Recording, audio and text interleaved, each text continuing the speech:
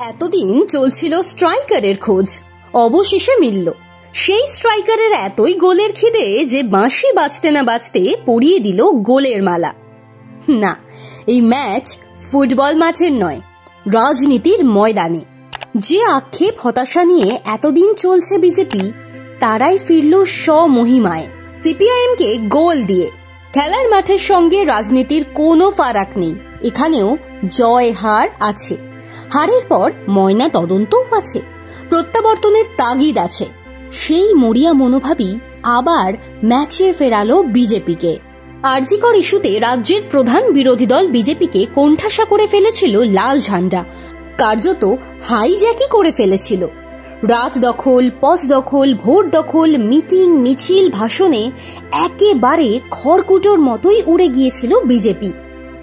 আরজিকর কাণ্ড নিয়ে শুরুতে আন্দোলনে নামলেও দ্রুত গুটিয়ে যায় বিজেপি। আন্দোলনকারীরাও বিজেপির সমর্থন চায়নি।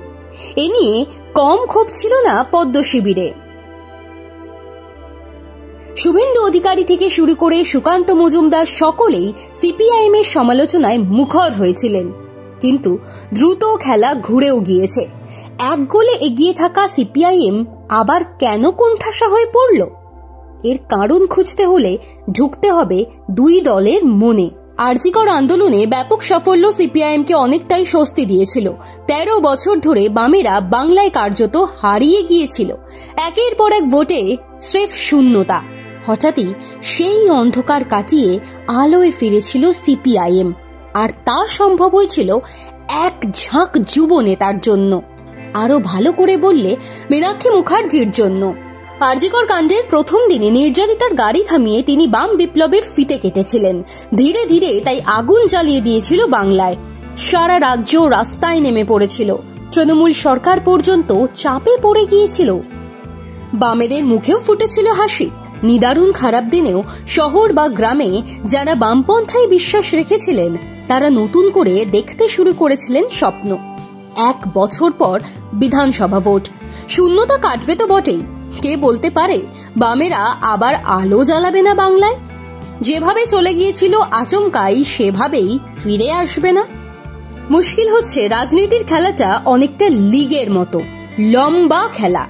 একটা জিতলে ট্রফি মেলে না, জিততে জিততে তবেই আসে ট্রফি। প্রত্যাবর্তন এবং বিজেপির বিরুদ্ধে প্রথম ম্যাচটা জিতলেও দ্বিতীয় ম্যাচে কিন্তু হেরেই গিয়েছে সিপিআইএম। এই মুহূর্তে সংখ্যালঘু অত্যাচারের প্রশ্নে উত্তাল বাংলাদেশ। সেই ঢেউ আছড়ে পড়েছে এপার বাংলাতেও। ইসকনের প্রাক্তন সন্ন্যাসী চিন্ময় কৃষ্ণ দাসের গ্রেপ্তারি, জামিন খারিজ, আইনজীবী না দেওয়া, এমন ঘটনায় উত্তাল ওই দেশ। তার সরাসরি রাজনৈতিক প্রভাবও পড়েছে ভারতে। এই গরম ইস্যুকেই হাতিয়ার করে নিয়েছেন বিজেপি নেতারা। আরো ভালো করে বললে শুভেন্দু। 1 বছর পর ভোট, তৃণমূলকে চাপে রাখতে এমন আন্দোলন দরকার ছিল। সুযোগ মিলতেই বিজেপি সর্বগ্রাসী হয়ে নেমেছে রাস্তায়। সেখানে সিপিআইএম এর তরফে জোরালো আন্দোলন নেই, কিছু বিক্ষিপ্ত মিছিল, প্রতিরোধ, স্লোগান ছাড়া আর কিছুই নেই বামেদের তরফে। এখানেই বাজিমাত করেছে।